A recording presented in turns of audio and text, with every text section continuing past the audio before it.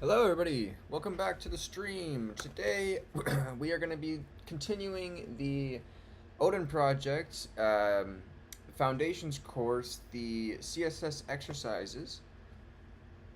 And we're on the fourth one and there's six total. So we're going to complete the 4, 5, and 6. And that's probably what we'll call it for today. And I might do some Python crash course or maybe even some MIT mathematics for computer science. I need to continue that because I have been delaying that as well. But let me go ahead and flick on the light back here and turn off that fan.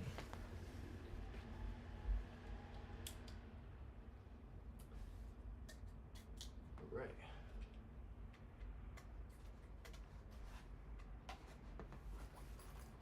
It's really hot here. Gotta keep cool. All right. Let's see where we're at here. So we're on number 4, chaining and selectors. I do want to open up the Odin project on my other monitor here. I want to resume the foundations course, and I want to get to the chaining selectors portion. So in the last one, we learned how to, like nest these selectors and things like that. So chaining, another way to use selectors is to chain them as a list without any separation. Oh.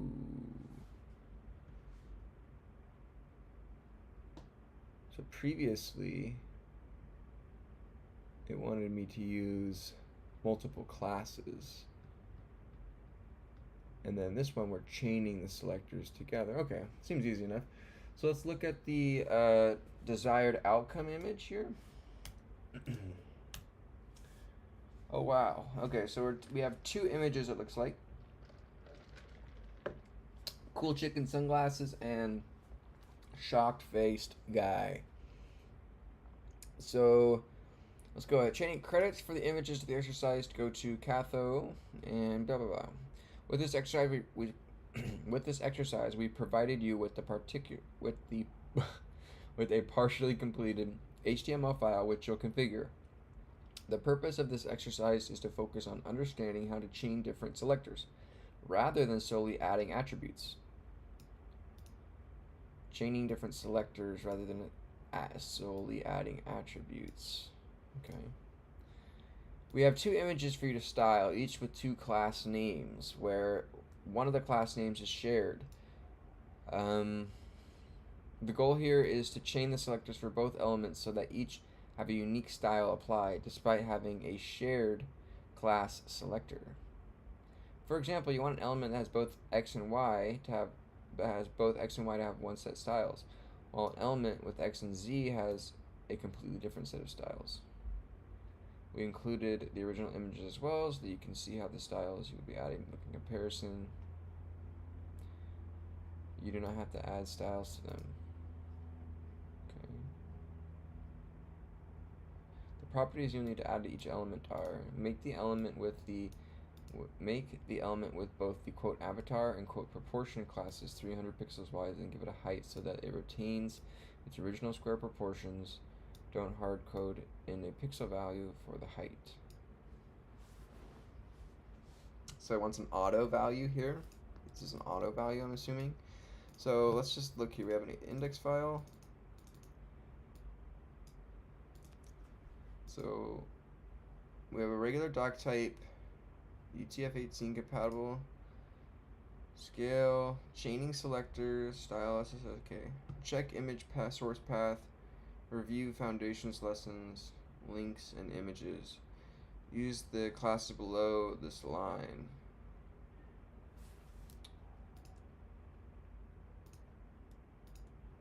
Okay.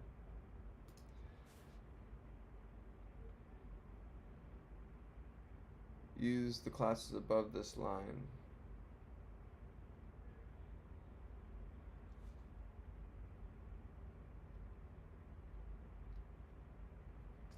Okay.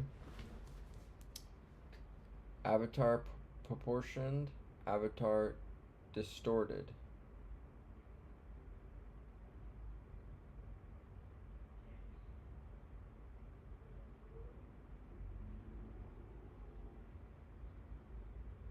Oh, proportioned is just like the scale, I'm guessing.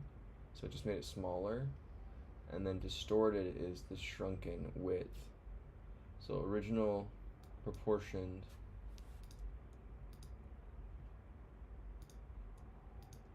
and this is the small one. Original distorted. Okay. So make the elements with both the avatar and proportion classes 300 pixels wide.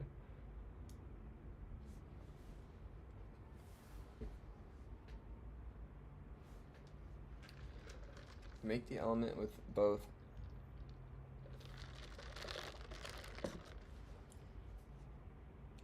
avatar and proportion. Oh, okay. So this is not avatar proportion. This is class avatar, and this is class proportion. They're not they're not the same thing. They're space separated values. So this has a class avatar, and this is and it has a class distorted as well. Okay, so make the element with both avatar and proportion classes 300 pixels wide so that it retains its original square proportion. Okay, so we need to style it then. So let's just go here. We want to access the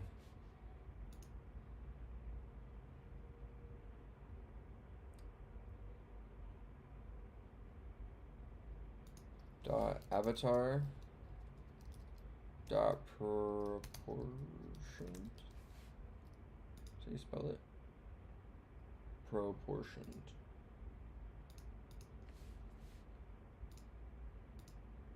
Yeah.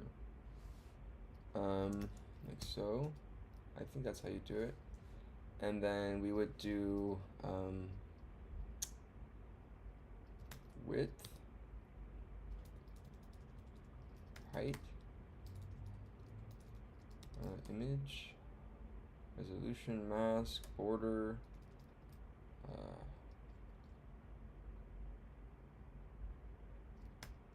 width,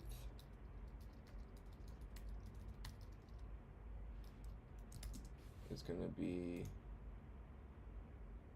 what did I want the width to be? 300 pixels wide.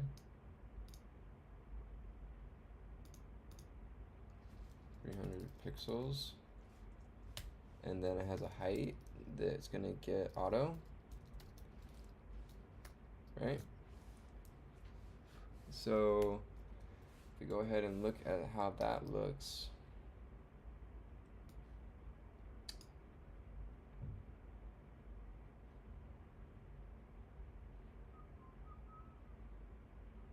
sweet. So that went ahead and shrunk it down. So what if I put like 1,000 here? What happens then? Makes it really big? Yeah, okay. So 300 in auto, that's what I wanted for the first one. And then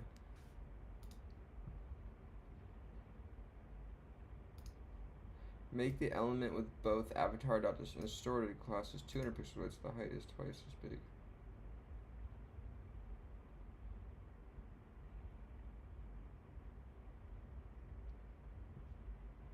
And then make its height twice as big, so 200 and 400. So we want to go ahead and do dot avatar, and then not proportion. We want to do dot distorted. And then we'll go ahead and detail these with a dictionary.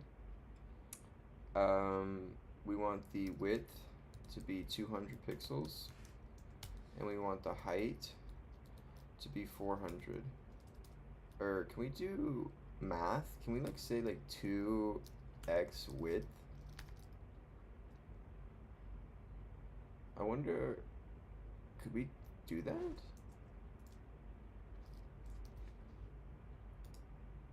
No. Well, whatever. I wonder if you could do math though, play it like a variable, but I'm sure it doesn't really matter. Maybe for some circumstances. But there's the distorted guy. Okay, so recap. We accessed, so the class is not avatar proportioned or avatar distorted. It is class avatar and class proportion. These are space separated classes, or space separated list. And then down here is class avatar and class distorted. So in order to apply effects to both of them, we chain both of them together like so. And so the next part is make the element with both the avatar 200 pixels wide.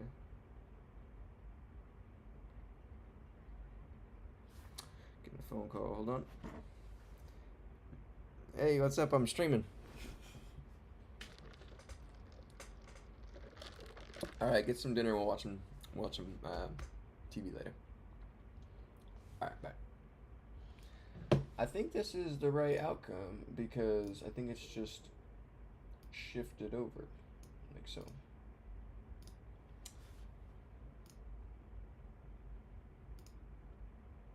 Yeah, that's it. Cool. That's the whole thing. That was easier than the last one, I thought. Did you properly chain collect in each rule? Does the proportion image retain its original square value proportions? Does the distorted image generally squished and well distorted? Yes, it does. Perfect. Perfect, perfect, perfect. That was number 4. So let's go ahead and publish this to Git.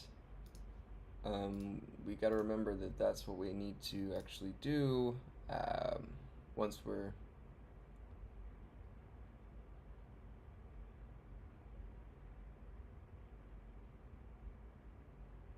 Okay, so let's go ahead and open up terminal. I'm going to do git status just to see what's in our queue. Changes not staged for commit. So we need to add the file CSS, git add, style, CSS, git status. So now our CSS file is in our git staging area. And now we need to commit that file. So let's do commit -m for style .css.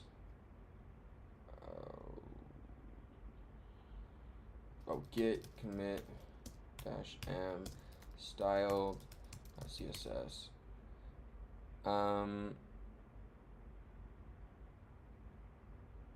Git status. Oh, I forgot to insert a message.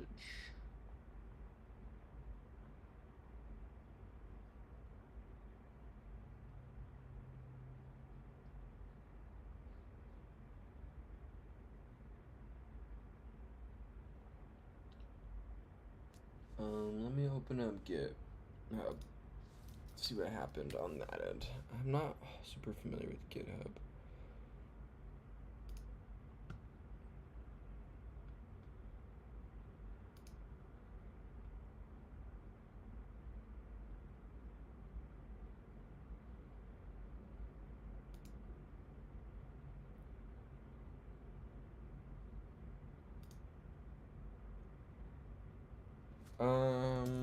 How to remove an item from these. I committed in Git without a comment. How can I redo?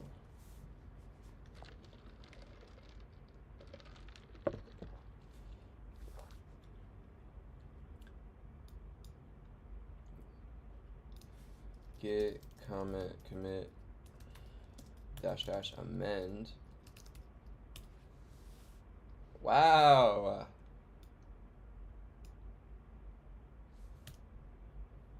See, this is why AI is so useful. Is like I would have taken forever to dig through some form to figure that out. And if you use it responsibly, just like within, you have to use it responsibly. You can't just take the answer, copy paste, and move on. You can copy paste the answer, in my opinion. You can copy and paste, but you have to be learning from the copy. You have to read through the entire thing it showed you line by line, and figure out why it typed that out. Why is it giving you that, and what is it doing? And then when you start learning that, then ChatGPT and AI becomes very useful. So so we just need to say like added styling to images.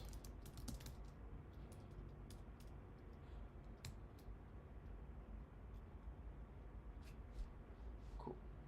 And then let's just save this up.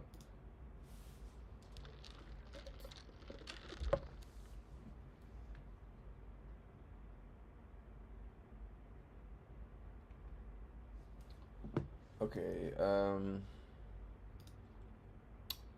so now we need to actually push. So get status is push. We need to push these guys. Get. I always forget how to push. How can if you already pushed the commit, you want to force. You need to run get push force.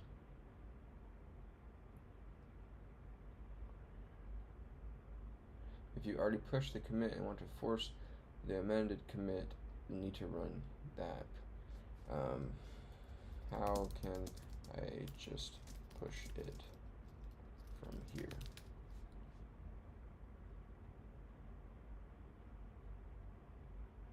Just git push.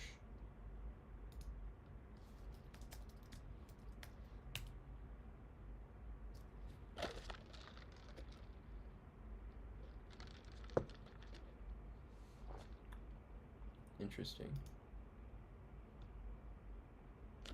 Wow.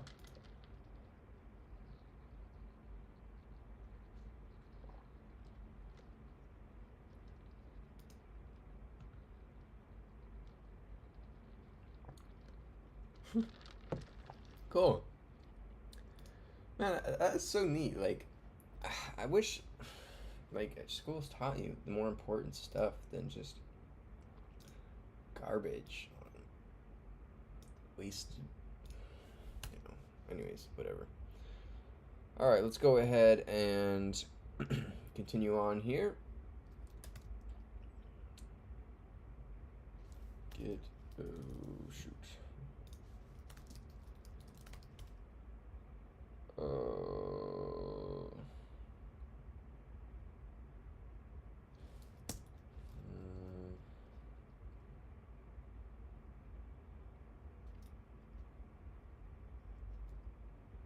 How to what is it commands? Yes. How to unmodify when with git.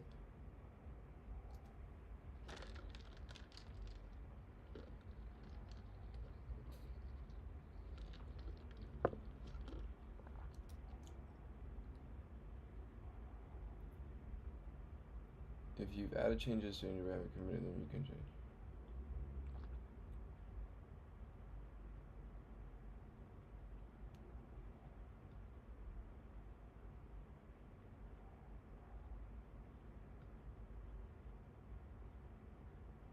Git restore. Git restore style.css. Git status. Cool.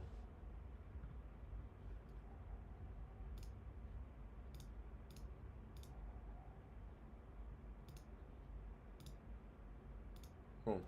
All right, that was that problem. Let's go ahead and let's go open up my terminal window here. Let's bring this over so you can see what I'm doing. Let's go. We want to ls into the foundations, and we want to do descendant combinator. Let's code this bad boy.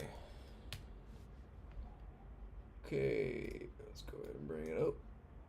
Oh, cool. All right, let's get rid of these guys. And let's do the README. Descendant Combinator. Understanding how combinators work can become a lot easier when you start playing around with them and see what exactly is affected by them versus what isn't. The goal of this exercise is to apply styles to elements that are descendants of another element, while leaving examples that aren't descendants of the elements unstyled. I think this is about like nesting. You can use either type of class selectors for this exercise. Use whichever you may feel you want to practice with more. The HTML file is set up so no need to edit anything in it, such that any combination of selectors will work, so that if you're feeling adventurous, you can even try combining a type and class selectors for the, You can use either type or class selectors. Type selectors.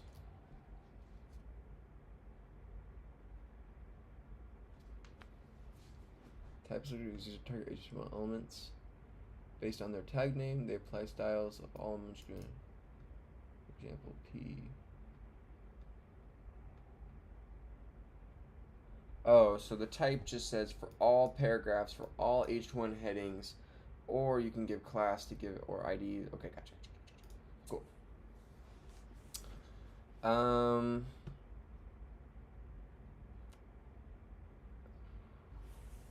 file setup. The HTML file is set up so no need to edit anything in it, such that any combination of selectors will work. So if you're feeling adventurous, you can try combining type and class selectors for the descendant combinator. The properties you need to add are only the paragraph elements that are descendants of the div element should have a yellow background, red text, and a font size of 20 pixels and are center aligned. So quite a lot of requirements for this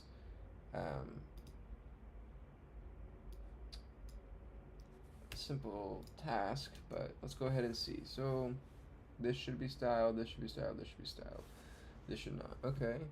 So let's go ahead and open up our actual files here.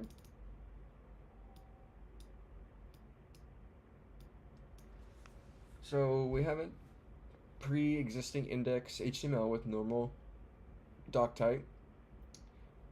Descendant combinator for our title, and we have a link to our style sheet in the head. Within our body, our actual substance on the page, we have a div, which is given the class container. And inside this div, we have a paragraph, which is a class text. This should be styled. And then outside of our div, we have two more paragraphs. And then back in our div, we have two paragraphs. So we need to style the paragraph that's inside the div on lines 1, 4, and 5. So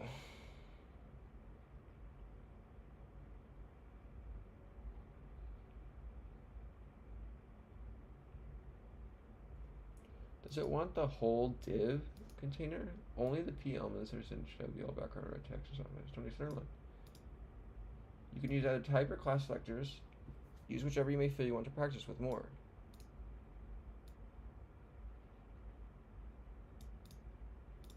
Okay, so let's just go. I like type because it just keeps things really defined. And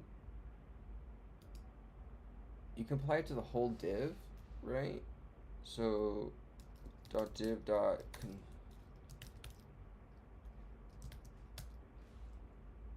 right? That's how we access that.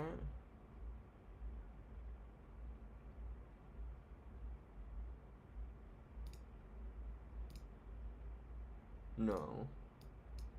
It wouldn't be that. It would be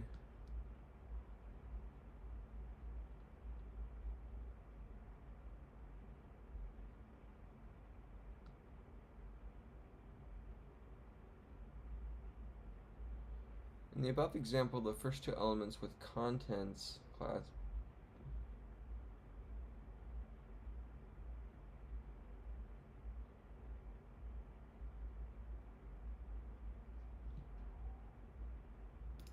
So I think we actually do .container.text in space like this.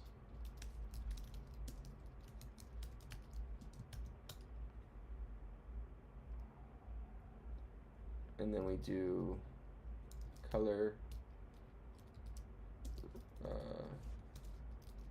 red, font size 20 pixels,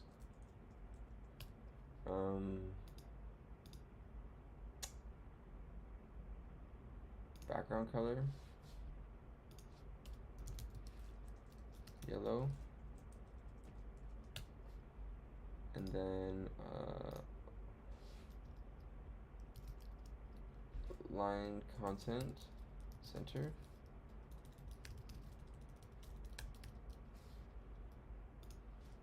So now if we save that, and we drag our HTML file to our Google. Okay, so we're getting close.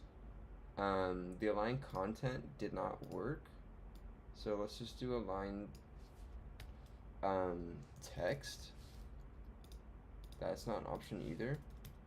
So we want to see what align items. That doesn't work either.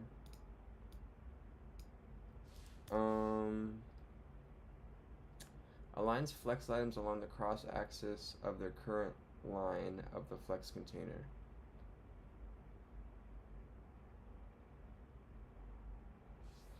Flex? No.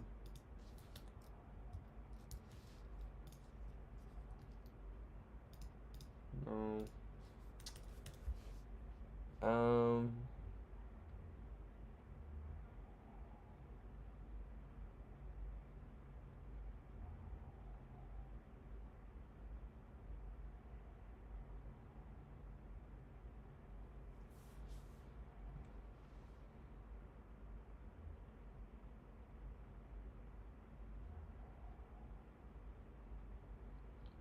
So, align, is it center?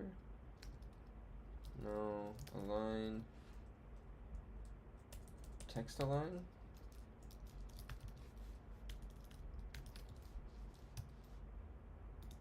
Yeah. It's text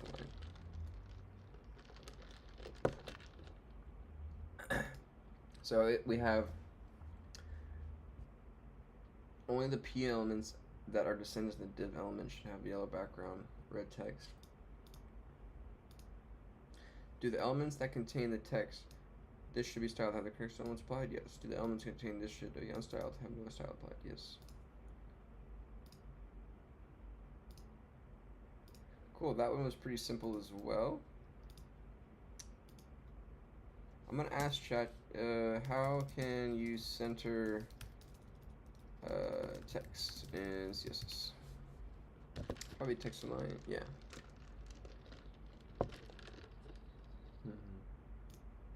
Okay, so that was that one, so let's go ahead and push this.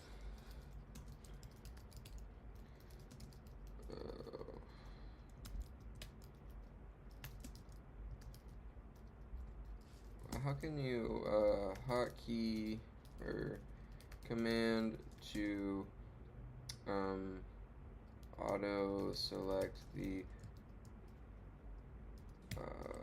most similar command when typo?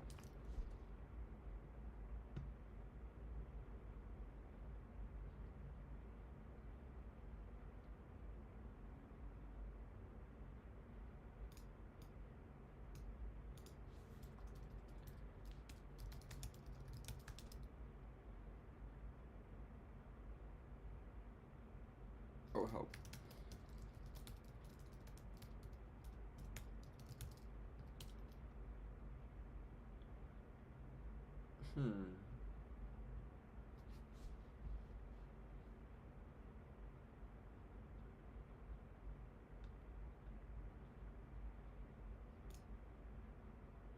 I want to try to see if there's a way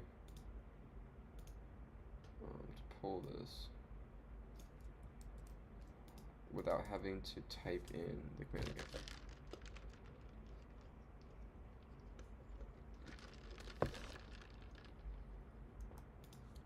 Okay, let's need to run this.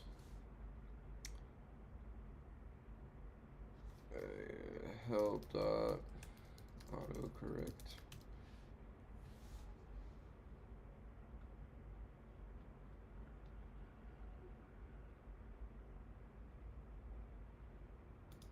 Instant correction with no delay.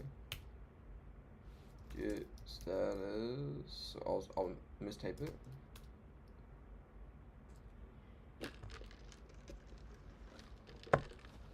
Ah, so now it autocorrects for us.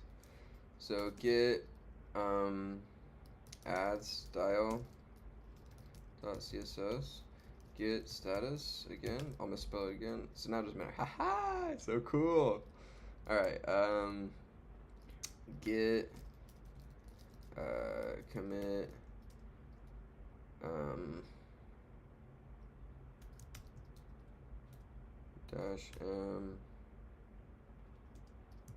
with my message added styling to pair p elements.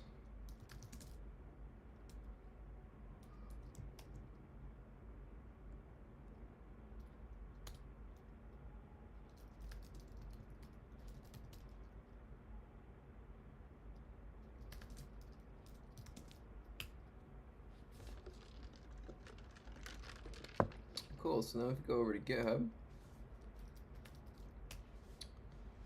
I check out my CSS exercises. I go on down to my foundations course, my 05 descendants combinator, and my style CSS added styling to the P elements. Cool. Wow, that's really neat.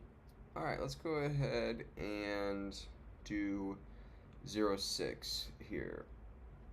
Let me open up my terminal. ls, let me grab the 06 cascade fix, and let's code this bad boy. Okay.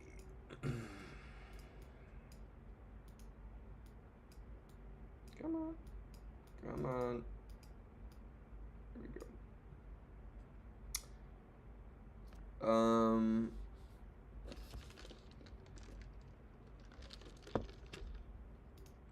Read me. CSS methods. This is the final exercise for the CSS Foundations. This final exercise for CSS Foundation is going to give you a closer look at the cascade. In particular, specific. Oh my god, can I not read today? This final exercise for CSS Foundations is going to give you a closer look at the cascade, in particular specificity and rule order. Both HTML and CSS files are filled out for you, so instead of adding rules yourself, you'll simply be editing what's provided. There are a few elements that have some sort of specificity or rule order issue in the provided CSS file. It's up to you to figure out what's the issue is affecting an element and how to fix it. You can edit the CSS file by adding and removing, or editing selectors for a declaration block, or by moving declaration blocks around. You should not edit the HTML file or any actual styles in the CSS. There are multiple ways to solve this exercise, and we do our best to include all of the possible solutions for each element. Issues with this cascade can be the bane of their existence. For many, when it comes to CSS, while you won't become a cascade expert from this exercise alone, and there are many other ways to deal with these issues, it is still super helpful to see how these issues affect your final styles and why it's important to order rules carefully. Desired outcome. Alright, so I'm just a paragraph with extra bold text. I'm a smaller paragraph with extra bold text. Confirm cancel buttons with green and white text here. I'm a div within. I'm a div within text and a child div. I'm a smaller child div with extra bold text. Okay.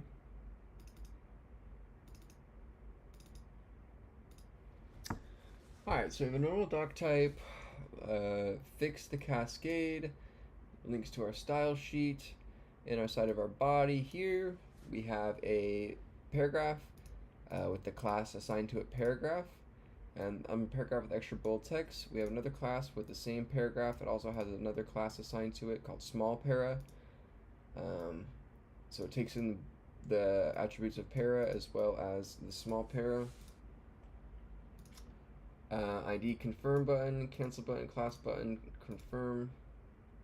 So it has an ID of confirm button with a class of button confirm, a class of button cancel. Class text, I'm a div within text. Div class text, I'm a div within text. And a child div.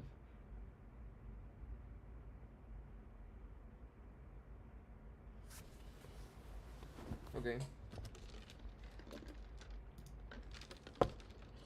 So what's the problem with our styling so far? Let's see what it is. Okay. So just our styling's not working, I guess, is the problem. So we need to fix that. It's kind of hard to see this one because, there we go. Let's do it like that. Alright, so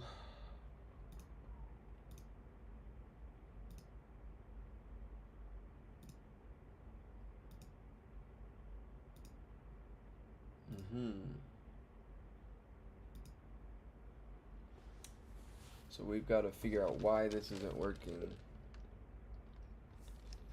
So we have a font family of Arial, Helvetica, and sans serif. We have a paragraph and small paragraph that are separated by comma here.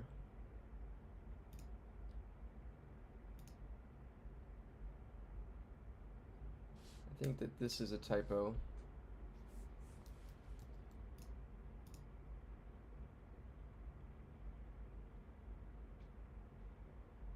Oh. Wait.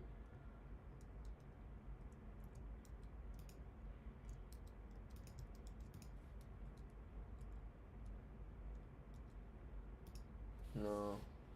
A typo. So what do we...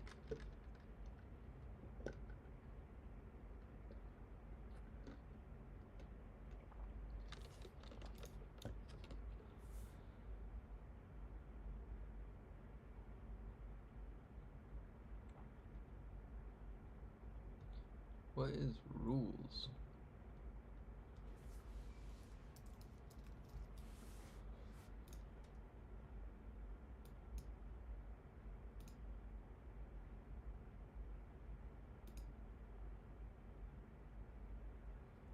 Okay. So we just need to get this to look like that.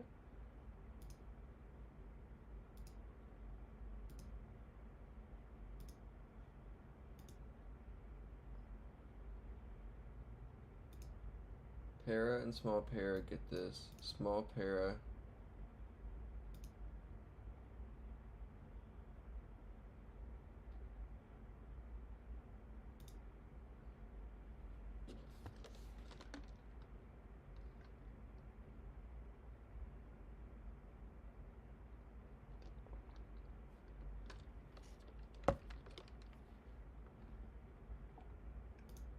Small para class.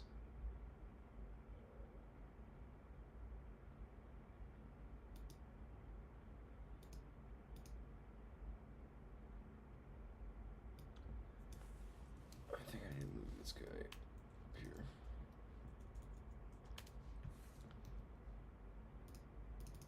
No. Oh, like this.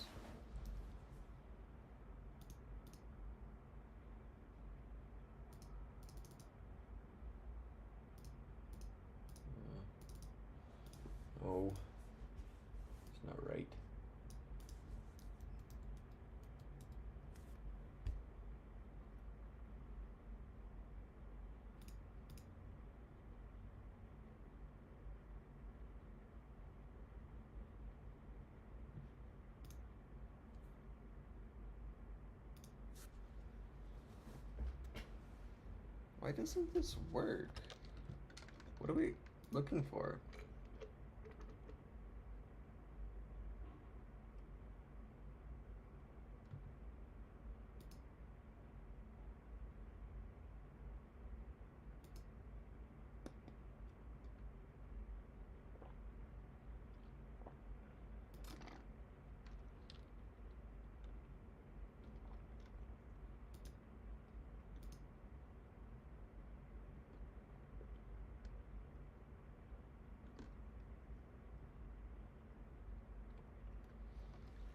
I'm not getting what this is asking me to do. Like,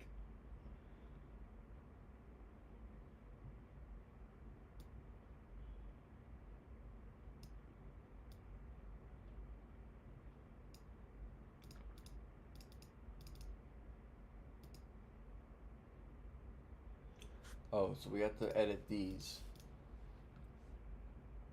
Okay. Adding, editing, or removing selectors. So class para, it gets a paragraph. Class para,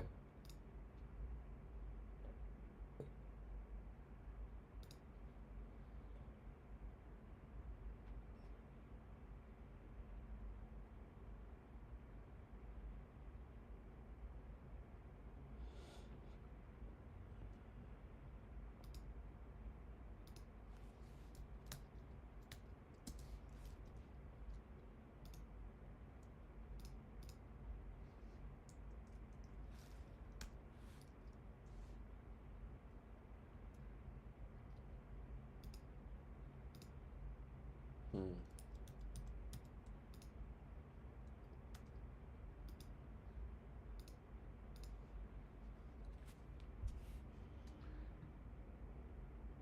Dot child.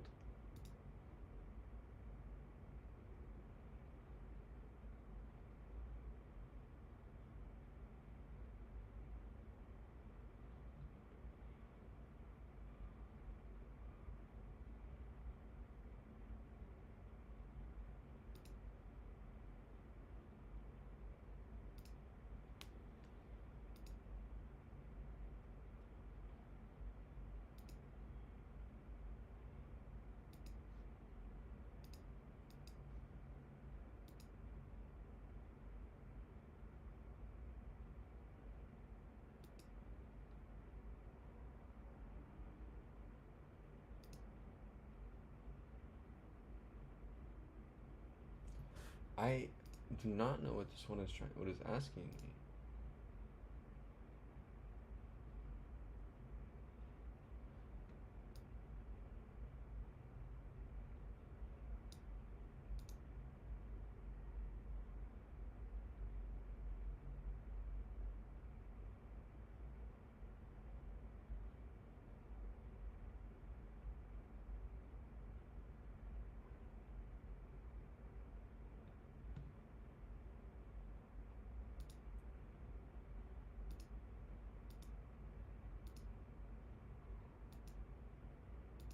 Huh. Okay.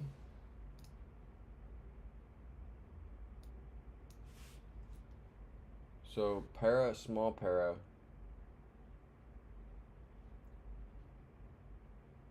Is this?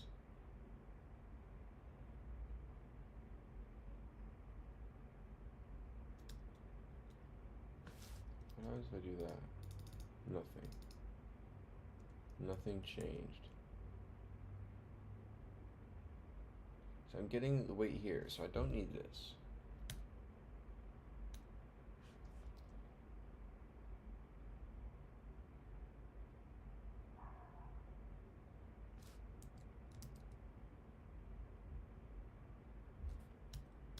Okay.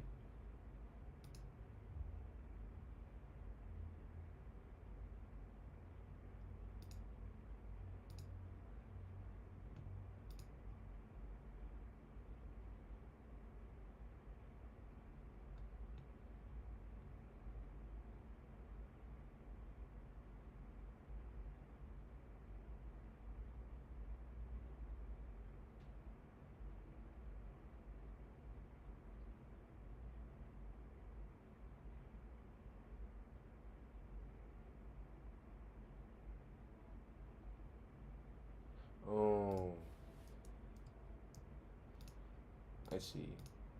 So small para is nested inside para. Or it comes after. So we have to take this guy and put it here. And then delete this one. So now we get a smaller paragraph. Right. So confirm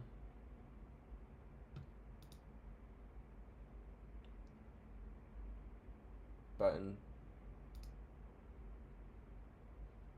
So button's got to come up above confirm because button comes first.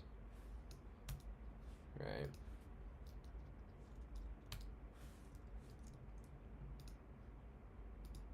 Because button green. And then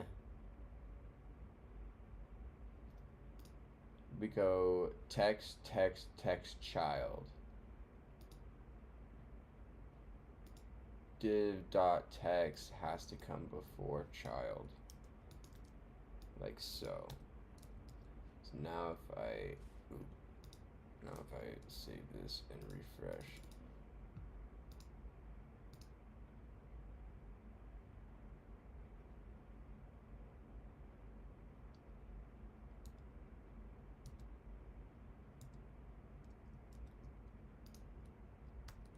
So we need to get to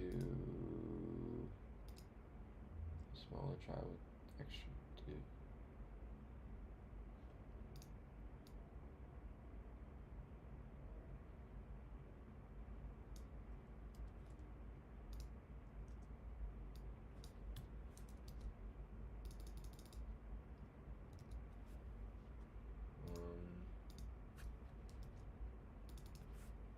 So we need the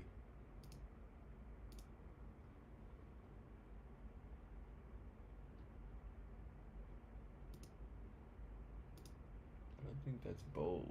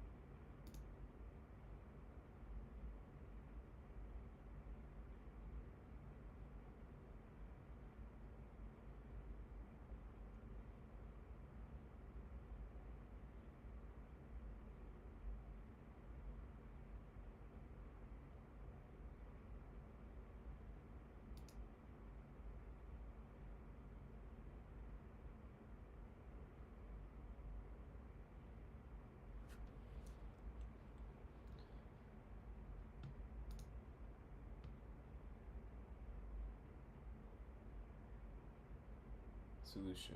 For the following rule, we remove the person file.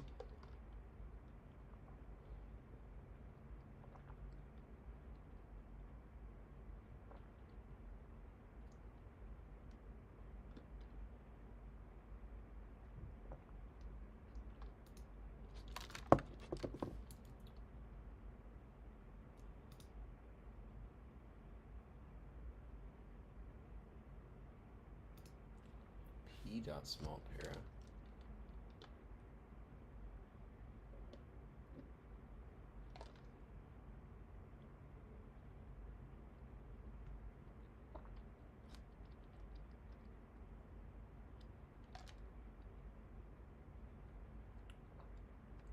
I don't get this shit.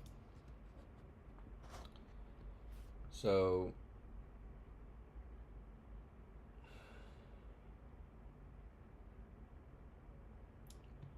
body, para, small para. This problem is really poorly explained.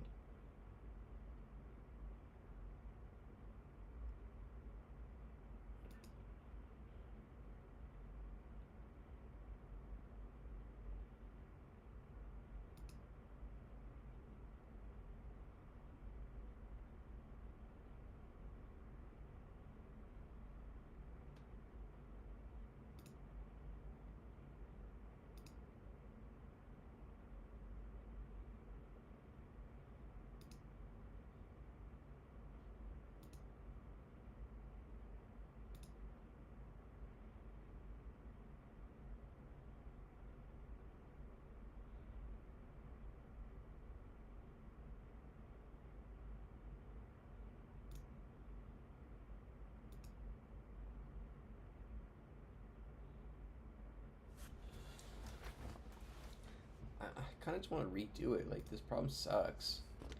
Like, I just want to, like, do it from scratch. Like, why make me make edits to some other shitty code? Like, it's pretty frustrating here, to be honest. So para's got to come up. Like so. Now, para has a higher priority. Like that. Okay. We have button. Confirm. Let's just do hashtag confirm button.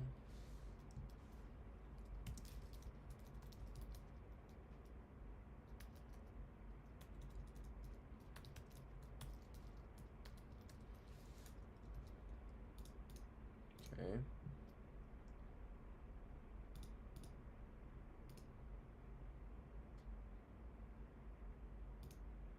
Let's make it change. Okay. Confirm button.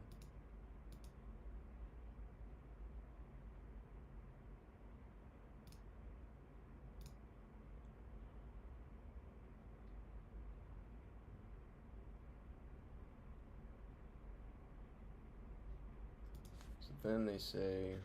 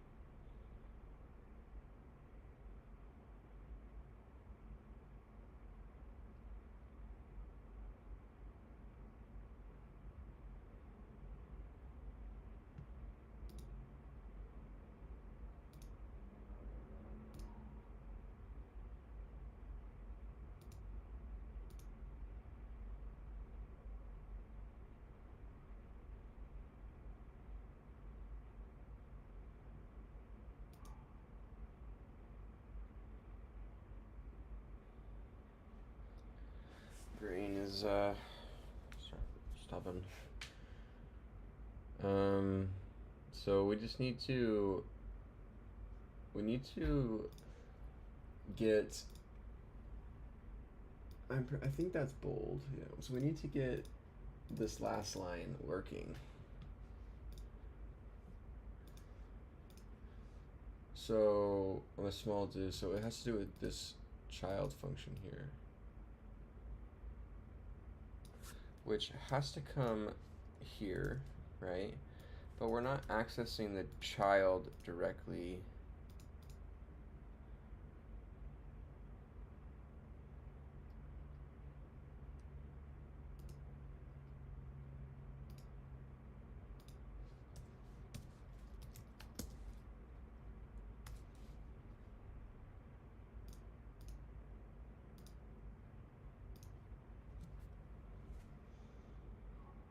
So what we did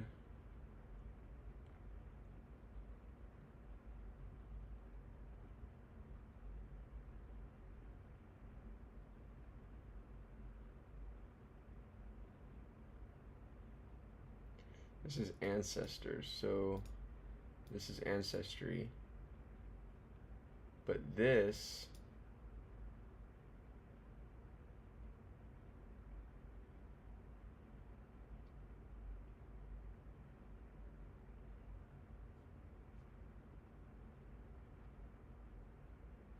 are a small header.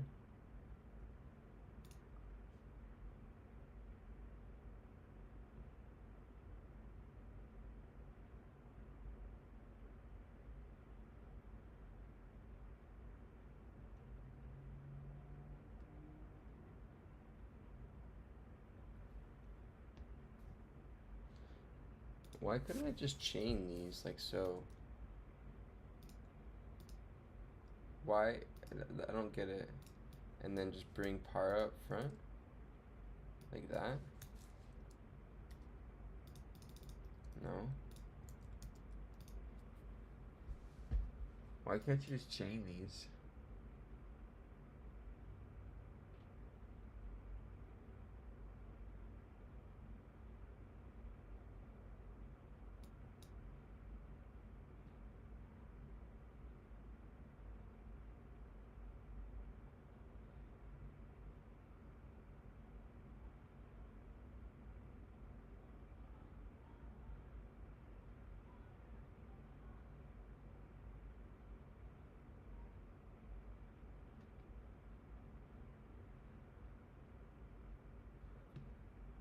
Why doesn't this work?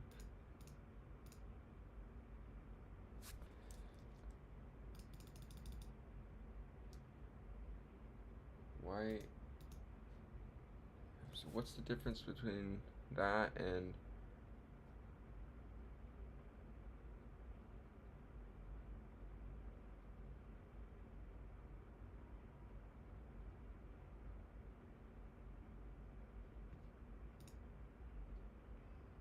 Oh, because that first one doesn't have both. So we can't chain it. We have to list it. Okay, that's fine. So that's the answer right there. So you do body first. Your paragraph comes first, and then it has a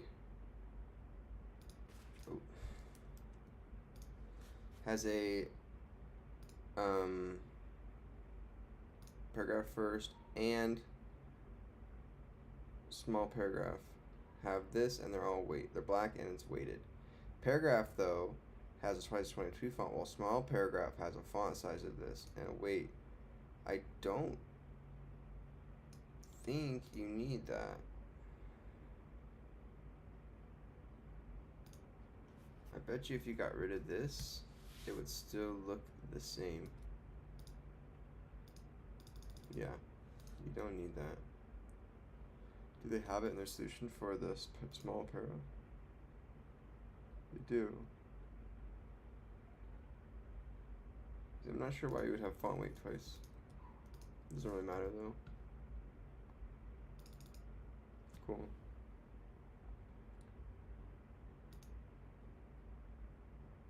Div.text. Yeah, so the para comes first, and then also we can, because we're listing para, we're also going to include small para. Then we're going to access para individually, access small para individually, go to the confirm button. We chose to select this using its ID to be more specific, whereas with the button, we just use the tag, so every button looks like this, whereas a confirm button looks more specifically like this. We could have done dot confirm, dot button, chain them, and that would have given us the same results. I guess it doesn't, so yeah. Dash button, right? And then just a button in general just has these default parameters, but we override them with the confirm button first. And then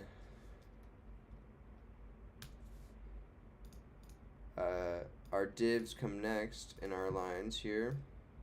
After the buttons, we have class, which comes, or text class, which comes first, and class text child, which comes next. So we do div.text is this, where, and then dot text with a parent dot text with a child of dot child receives these. So when you're parenting, you give a space.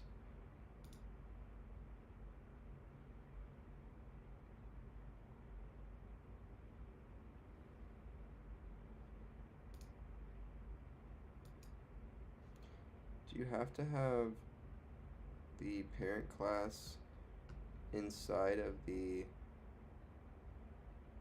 No.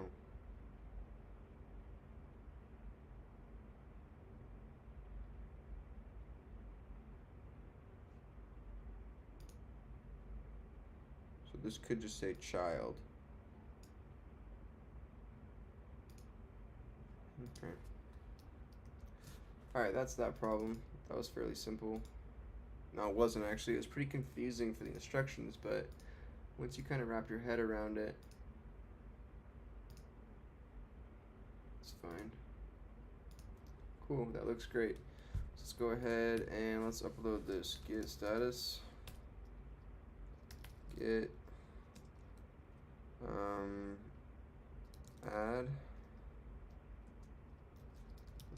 .css. Get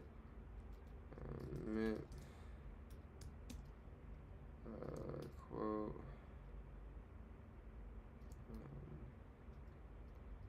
fixed styling orders and syntax.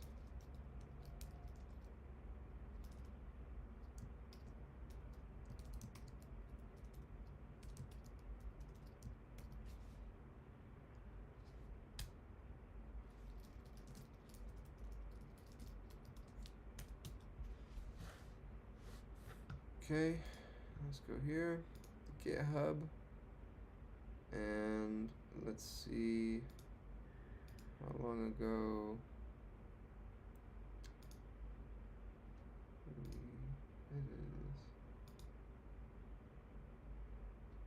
foundations, the 6 cascade fix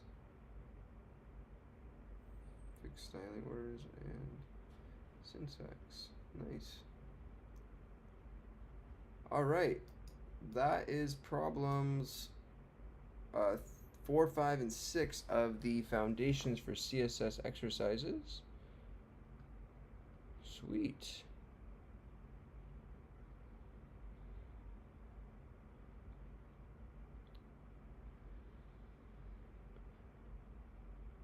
Now let's check.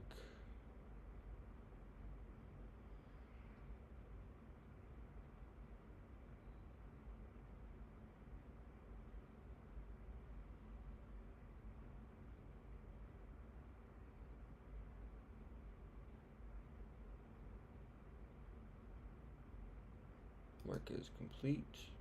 Next lesson. The cascade. In the previous lesson, we covered basic CSS syntax and selectors. Now it's time to combine our knowledge of selectors with the C of CSS, the cascade. This section contains a general overview of the topics you will learn, what the cascade does, specificity, and combining CSS selectors, how inheritance affects certain properties. A cascade of CSS. Sometimes we may have different rules that conflict with one another, and we end up with some unexpected results. But I wanted these paragraphs to be blue, but why are they red, like the other paragraphs? As frustrating as this can be, it's important to understand that CSS doesn't just do things against our wishes. CSS only does what it tells it to do. One exception to this is that the default styles that are provided by the browser. These default styles vary from browser to browser, and they are why some elements create a large quote-unquote gap between themselves and other elements, or why buttons look the way they do, despite us not writing any CSS rules to style them in that way. If you end up with some unexpected behavior like this, it's either because of these default styles, not understanding how a property works, or not understanding this little thing called the cascade. The cascade is what determines which rule actually gets applied to our HTML. There are different factors that the cascade uses to determine this. We will examine 3 of these factors, which will hopefully help you avoid these frustrating I hate CSS moments. Specificity. A CSS declaration that is more specific will take precedence over less specific ones. Inline styles, which we went over in the previous section, so inline means that they are embedded in the HTML line itself with a style tag, have the highest specificities compared to selectors, while each type of selector has its own specificity level that contributes to how specific a declaration is. Other selectors contribute to specificity, but we're only focusing on the ones we've gone over so far. ID selectors, most specific selector, class selectors, and type selectors. So ID is via the ID, which is the hashtag to access it, class, which is period, and type, which is just the actual like tag select. It's like the tag, like p or div. Specificity will only be taken into account when an element has multiple conflicting declarations targeting it, sort of like a tiebreaker. An ID selector will always be any number of class selectors. A class selector will always be any number of type selectors, and a type selector will always be any number of less specific selectors. When there is no declaration with a selector of higher specificity, a rule with a greater number of selectors of the same type will be taken. When there is no declaration with a selector of higher specificity, a rule with a greater number of selectors of the same type will take precedent over another rule with fewer selectors of the same type. Let's take a look at a few quick examples to visualize. Okay. So we have this, which we have a div with the class main, and inside we have a subclass here with list and subsection, red text. So we're going to access our subsection and make it blue, and then we're going to access our main div, and inside that div we're going to access the list, give it red. In the example above, both rules are only using class selectors, but rule 2 is more specific because it uses more. So he just accessed this one directly, whereas main list is red. Both rules are only, in the example above, both rules are only using class selectors, but rule 2 is more specific because it's using more class selectors. So the color red declaration would take precedent. So you're accessing the same line, right? You're going into the main, and then you're going into this. You're accessing this list, which is a part of this, right? They share these two classes.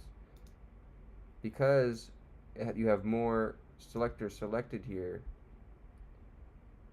rather than just accessing this one, you're selecting 2. You would get overridden for red. Now let's change it a little bit. Div class main subsection blue text, subsection blue, main list red.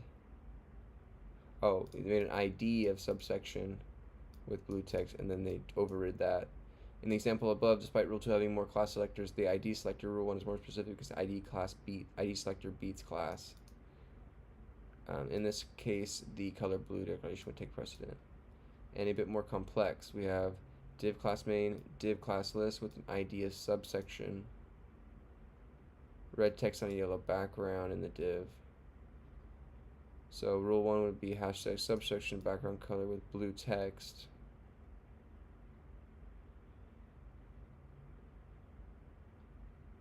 And main hashtag subsection, you would get this guy with rule first.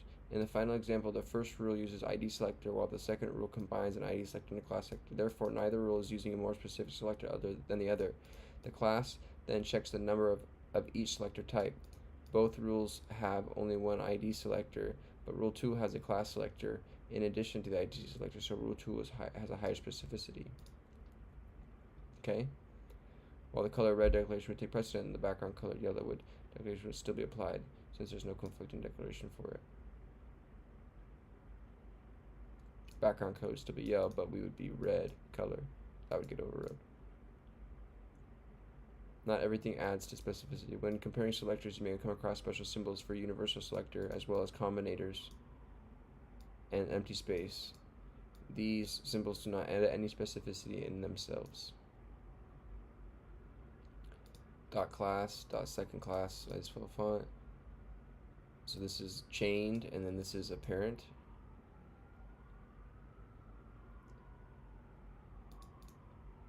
Here, both rule and 1 have the same specificity.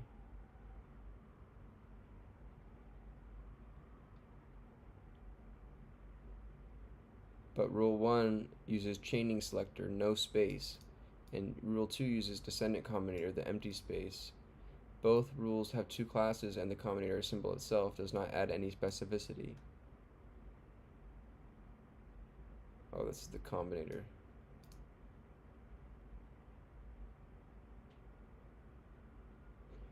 This example shows the same thing. Even though rule 2 is using a child combinator, this does not change specificity value. Both rules still have two classes, so they have the same specificity values. It's universal versus a... in this example, rule 2 would have a higher specificity, and the orange value would take precedent over the element. Rule 2 uses a type selector, which has the lowest specificity value, but rule 1 uses the universal selector, which has no specificity value.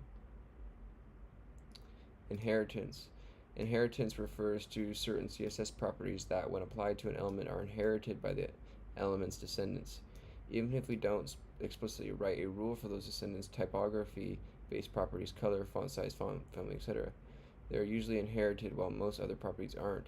This exception isn't always. The exception to this is when directly targeting an element, and this always beats inheritance.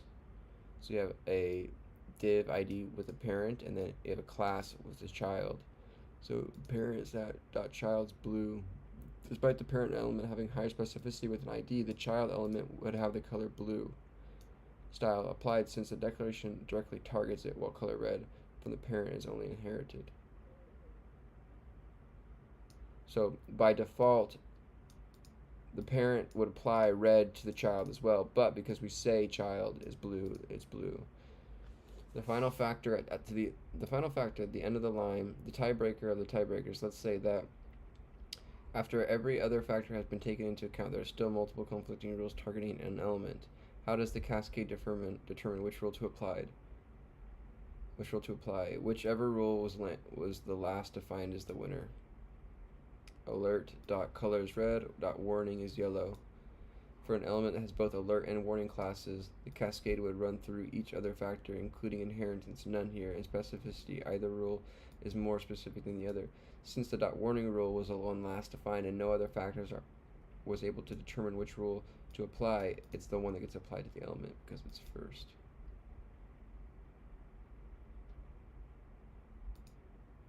Oh no. The last defined. Oh, so the closer you are to the bottom, the more up to date you are? Okay. Go back to CSS exercise repository and navigate to the foundations directory. Review the README and complete the final exercise cascade fix. Oh, I did that already. Oh my god. I was supposed to only do 1 through 5 in the last section. Oh yeah. Dang it. Oh well. Remember the recipe page? This would have been a lot more helpful if I had known this. That's why I was struggling with that problem.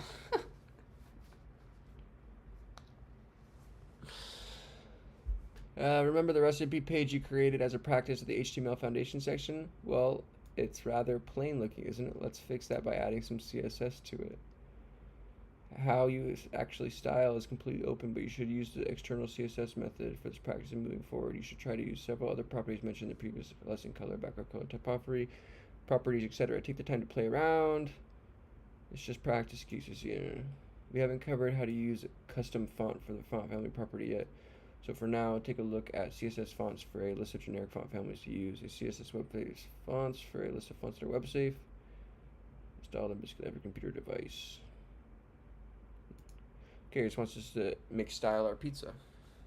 Well, I'm going to take a break here for today, guys. Made a lot of progress on learning this, and keep chugging along. I'll be back tomorrow.